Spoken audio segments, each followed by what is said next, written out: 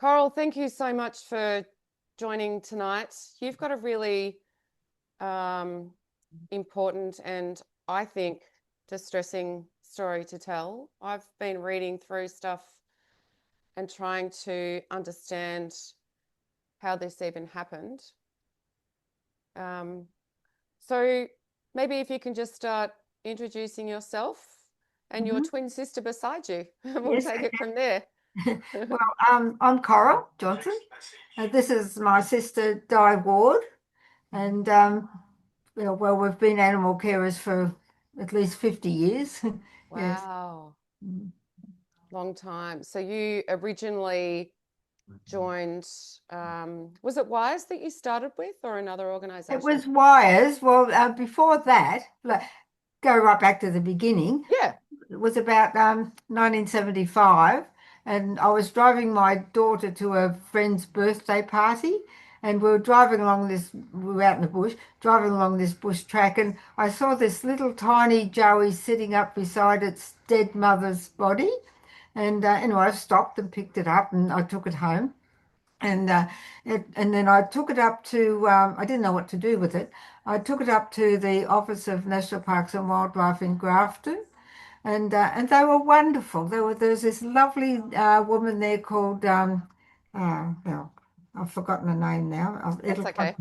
It'll come to me. Anyway, she Sue Bindley, and she used to do a bit of animal caring. Anyway, she put me straight on what to feed it and how to feed it and keep it warm and all that sort of thing. And then she put me in touch with just a very loose group of people in the Grafton area that looked after wildlife. There was no formal group or anything like this. They were just individual people that did it. Hmm. And it was lovely. You know, we all got to know each other and swap stories and all that sort of thing. And then after that, Parks and Wildlife used to bring animals down to me and to be looked after. But there was never any mention of having to have a license or anything like that. They didn't bother about it.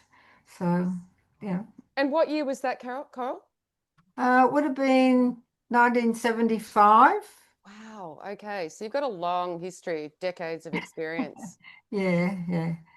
Yeah. Wow. And how old are you now, both? 81. Yeah. Wow. Okay.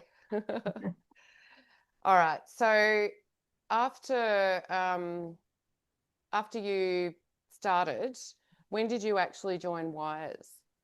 Well, basically, when it they came up to Grafton and had a meeting, and we joined then. So I think that, can you remember? I don't remember when it was. Wires was formed in 85. Yes, I think it would have been about 1986.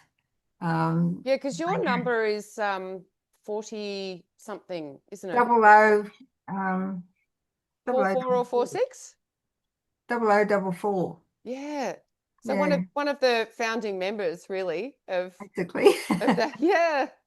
Wow. Okay.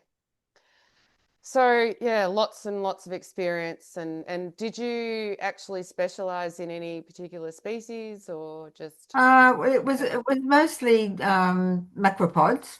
That's what was most prolific in our area. But we did birds and we did everything that came our way. Um, Mm. we just sort of just did it. Yeah, Including possums. including possums. Yeah. Yeah, Okay, yeah. so speaking of possums, back in February this year, there was a possum that was rung through to Wildlife Rescue Australia, and you received that call and agreed to go and pick it up, right? Yeah, it was March actually. Oh, Yeah, sorry, March. Okay. yeah. Ninth. Mm, 9th of March. March was it? Yeah. okay. Cyclone. What did And we probably need to highlight that at the time you're in the middle of a cyclone. Yeah, it was Yes. Cyclone Alfred. Yes. Mm. So quite a predicament to be in when you're off doing any sort of wildlife rescue. Yes, because when I went to go, and Di came with me, and we had to drive down to sort of the next little town, and the rain was so heavy, I had to pull over twice because it just couldn't see, and I was wishing I hadn't left the house, but I kept going, and when we got to the people's place that had the possum. And it was just pouring rain. They came out and helped us out of the car and sort of up onto the veranda. And they had the possum in a box.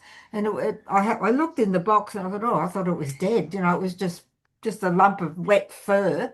And anyways, but and then they had to help us out to the car again because the rain was so bad. And anyway, got us home.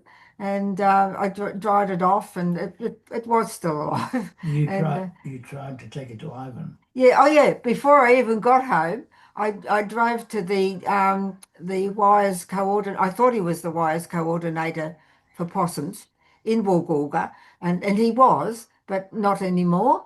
And anyway, it was the rain was so heavy. I just rang him from the car, and he wasn't home, and he said.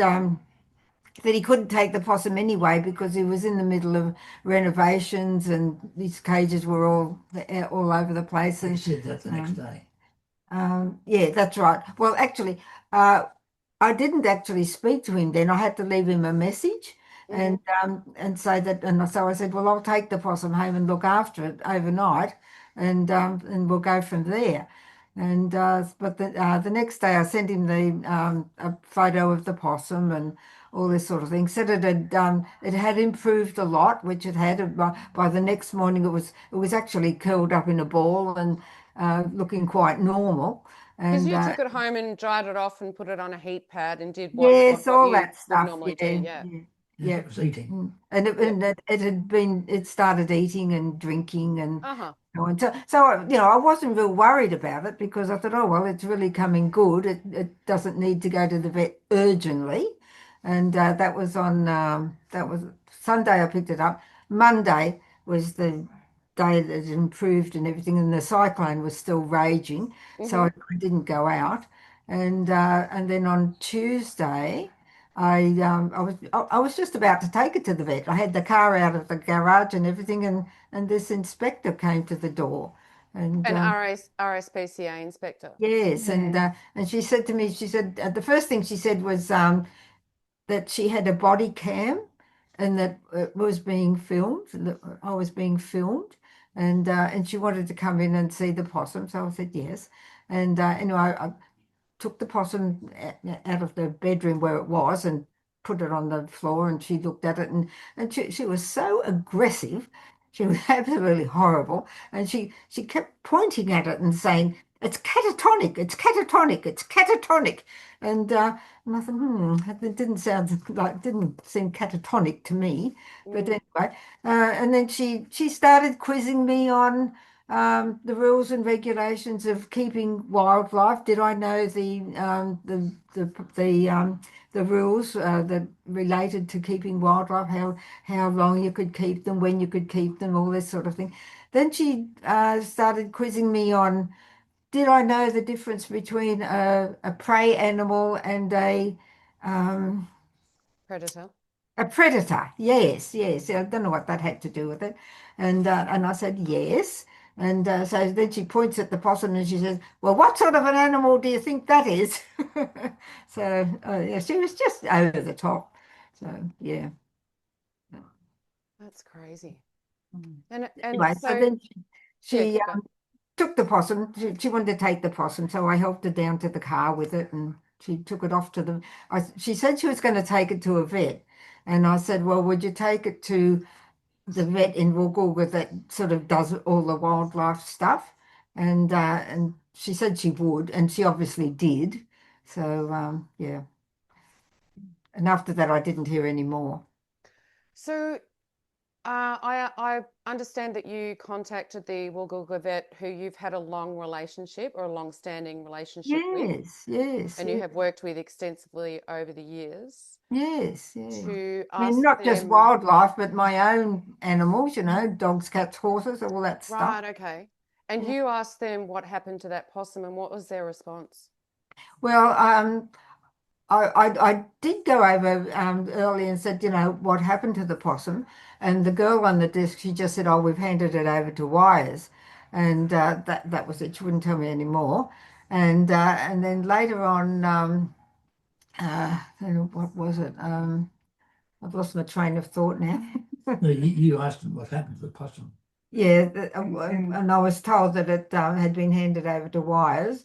And then after this RSPCA inspector came, and she filled out the form and said it was a young brush-tail possum and a female. And no, it wasn't young. It was so old. It was, it was real tatty. Its fur was all tatty, and it was really at the end of its life, in my opinion. Hmm. And so anyway, I thought, oh, to me that was an untruth, and so I asked the vet if they would just clarify whether the possum was young or old.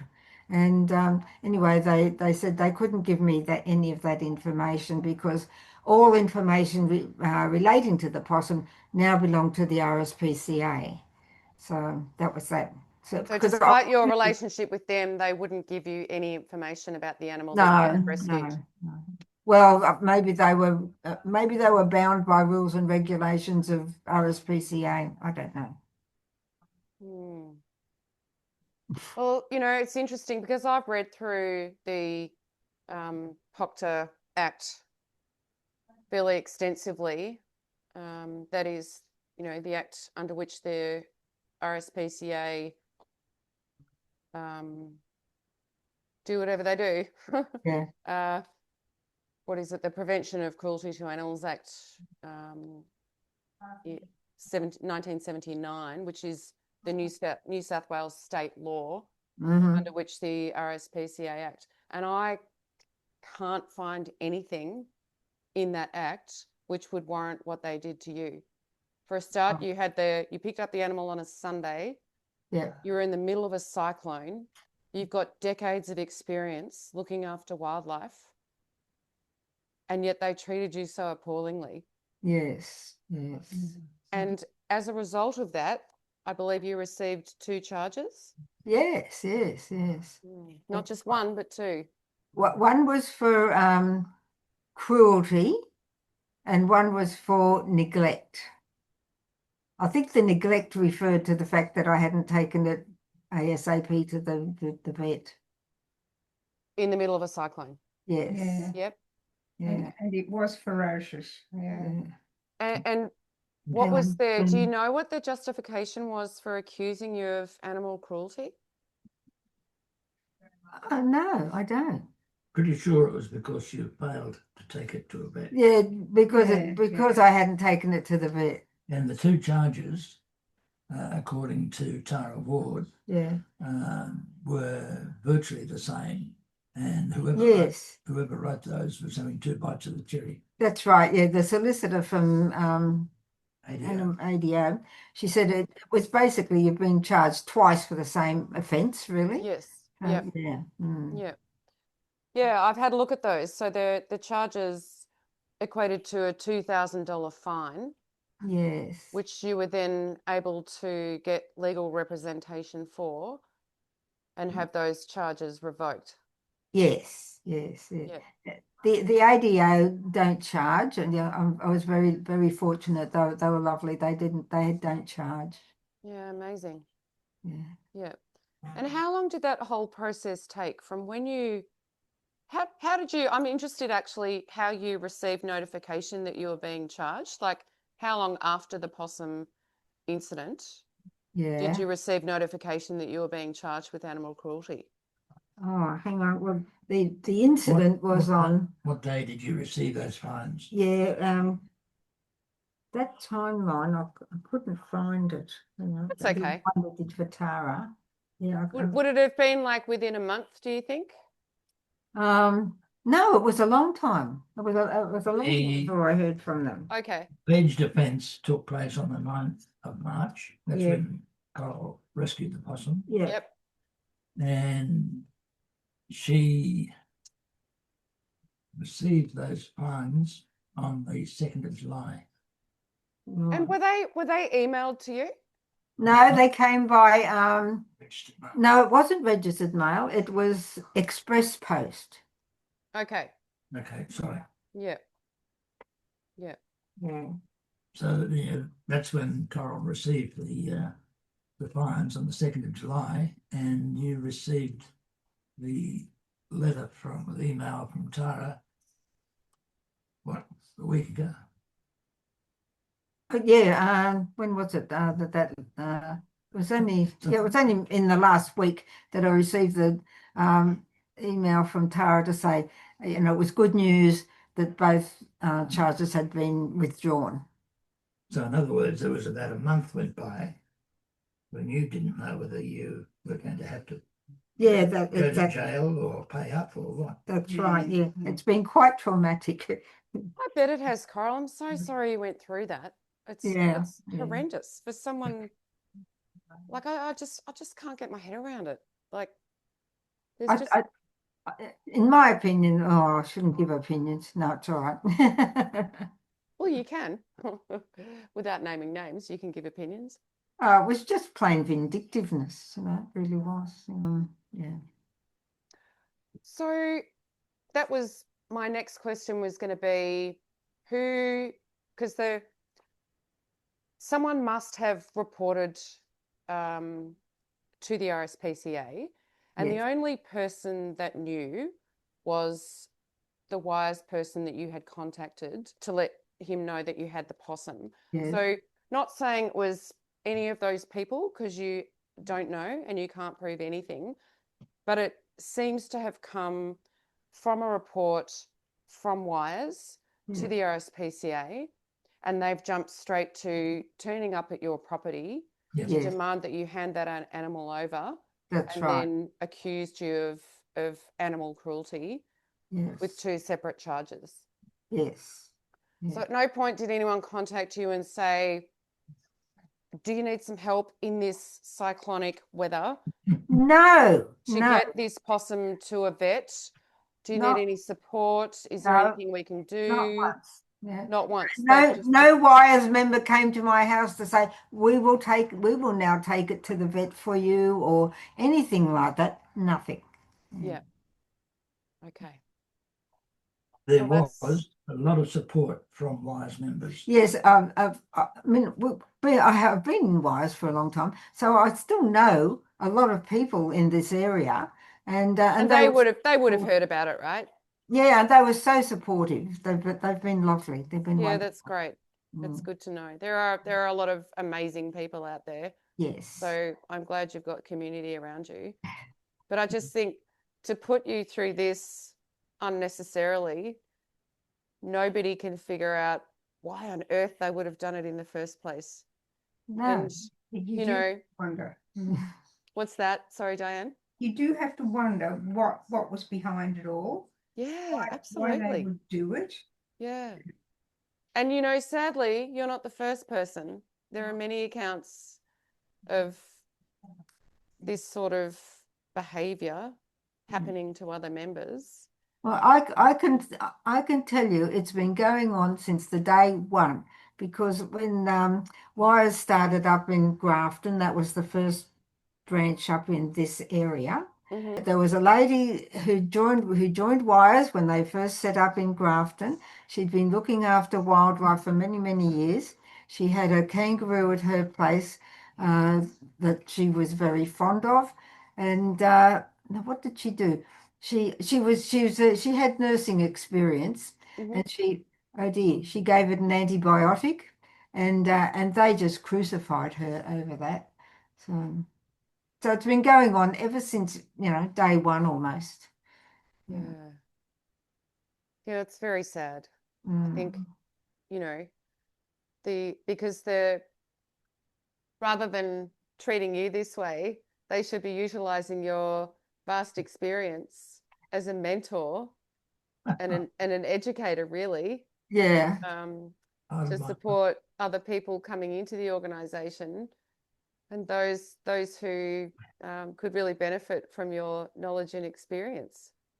Yes, yes, They don't want to learn from other people. no, they as soon as someone gets into a position of authority within wires, everybody else has to take a back seat, you know, and then they're the ones that know it all. So it's, I don't know. Hmm. So does that make you think twice about doing rescues in the future? I'll do rescues, because Wildlife Rescue Australia, Bernie's organisation, we don't care for the animals. We don't look after them. We just facilitate the rescue. If it's in my particular area, I'll go and rescue it, but then I hand it straight over to wires or to a vet. Mm-hmm. We don't do the caring. Which is what you would have done probably sooner, if not for the cyclone that Oh, went, yes, you know, definitely. in Yes, this definitely. particular situation that you were involved in. Yeah. Yes. So no apology from the RSPCA for, the mistreatment of you or No, the situation.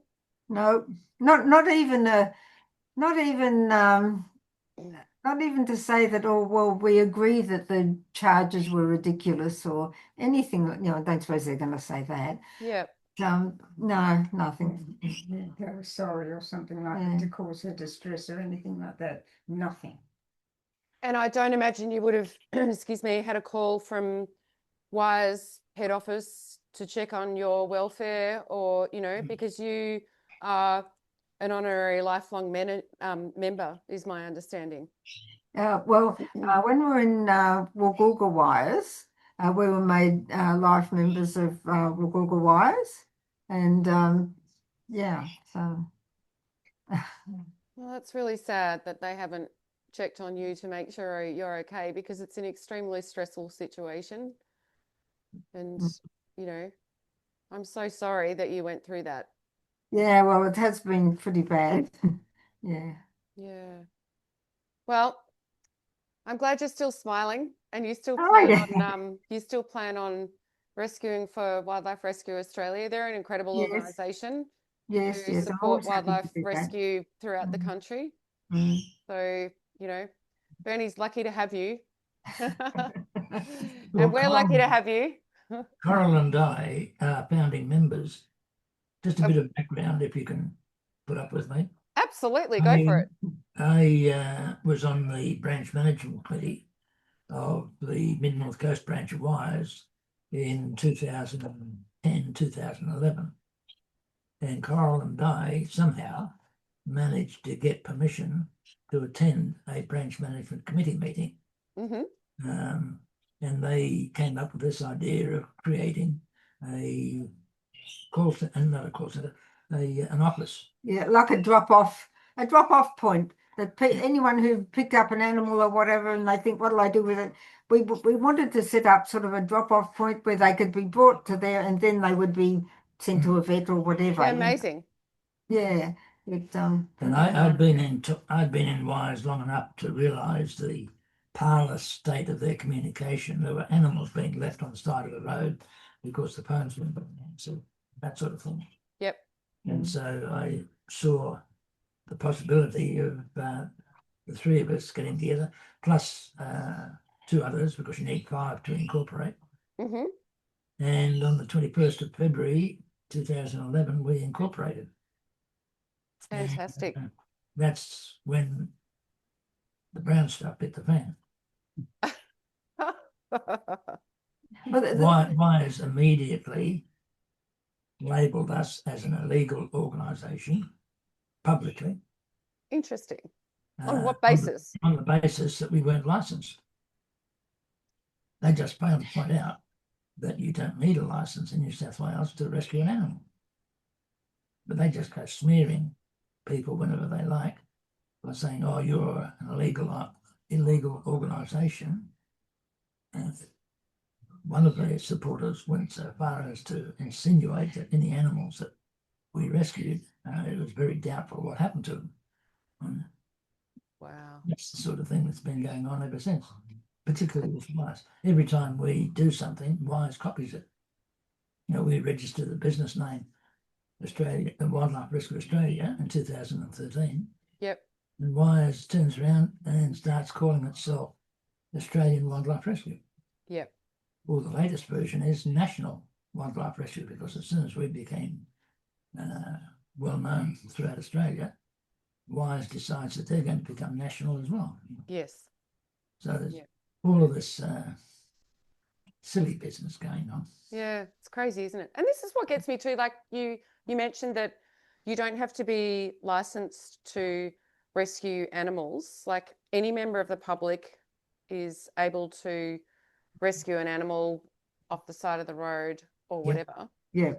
As long as they don't keep them for Yeah, more than 3 it's- days and they take them to a vet as soon as possible or hand them over to a licensed carer. Yes, that's right. Yeah. But in your situation, Coral, you have been a licensed carer. You have decades of experience. Yes. Where is the respect for you as a human and as a wildlife rescuer Yeah.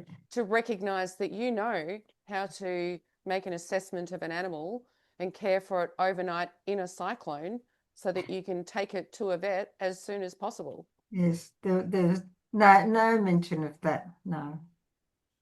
No. I find that absolutely unbelievable and highly insulting It on was. your behalf. It was. It was. Yeah. Yeah. Yeah.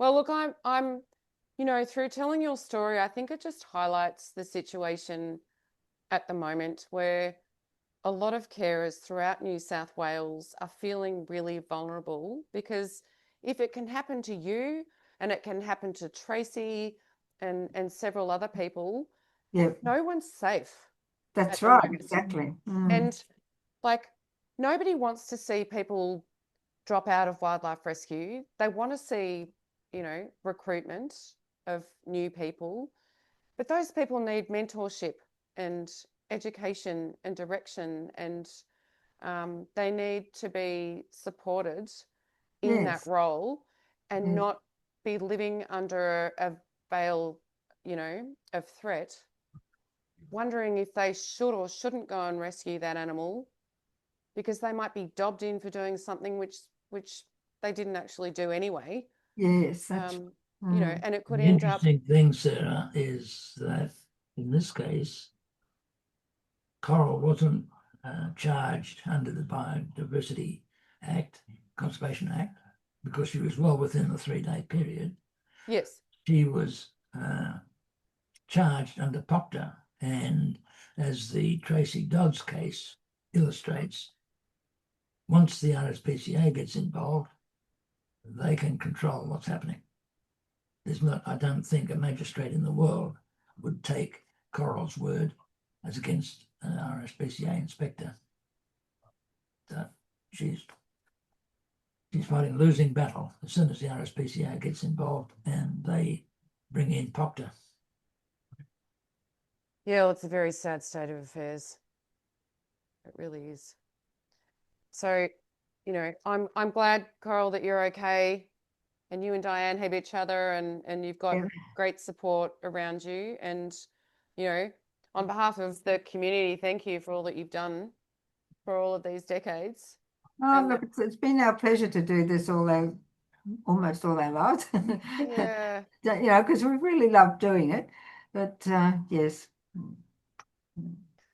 Yeah. Well, hopefully this situation is going to improve.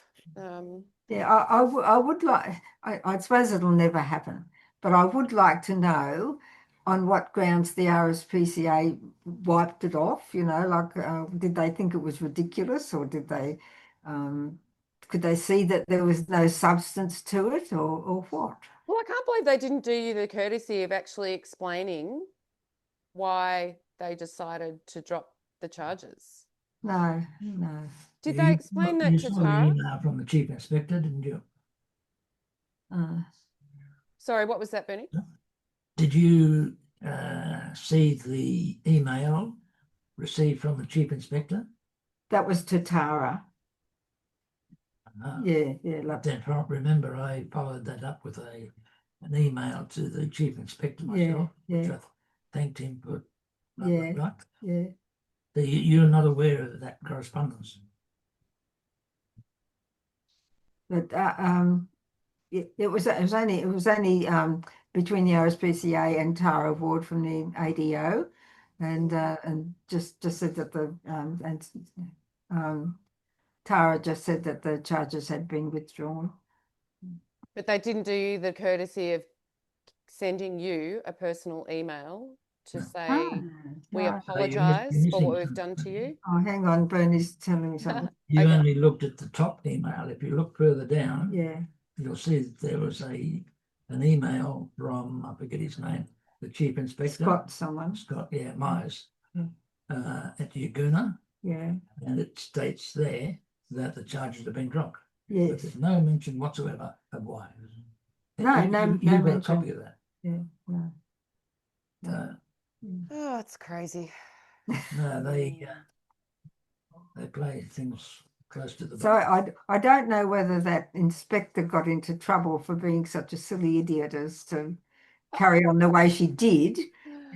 Oh, that's terrible behaviour. Like, it's so derogatory and condescending, isn't it, to Yes. speak to you that way Yes. when she could simply have asked for your assessment and respected the fact that you know what you're doing. Yeah, that's right. Did she know who you were? Or I've never met her before. right, No. okay, yeah. I don't think she cared. any knowledge that she has of Coral would come from Wise members. Yeah, that's right. And they would all know your history, your long history, and Oh, your yes, level of all experience. The older members. the older members, the ones that I worked That with work and with when you, yeah. when we were in Wise. But then there's other newer members, of course, that I've never met or anything like that. Well, thank you so much for sharing your story. I think it's really important for people to hear it. Mhm. And I'm so glad that you're okay. Yeah, we're fine. Yeah. Yeah. And we're very grateful for all that you've done and all that you do. Thank you. Thank you very much.